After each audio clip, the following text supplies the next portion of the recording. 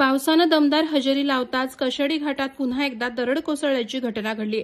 खेड हद्दीत मुंबई गोवा महामार्गावरील कशेडी बोगद्याजवळ अंदाजे 200 मीटर अंतरावर रविवारी सायंकाळी 6:30 वाजण्याच्या सुमारास ही दरड कोसळली. त्यामुळे महामार्गावरील वाहतूक जवळपास 2 तास ठप्प झाली होती. दरड कोसळल्यानंतर काही काळ मुंबई दिशेने जाणारी वाहतूक केवळ एकाच लेनवरून सुरू ठेवण्यात आली. परिणामी प्रवाशांची मोठी गैरसोय झाली.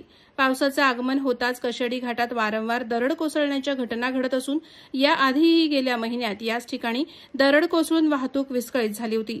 घटनेची माहिती मिळताच शिंदे डेव्हलपर्स कंपनीने तत्काळ दरड हटवण्यासाठी यंत्रणा घटनास्थळी रवाना केली.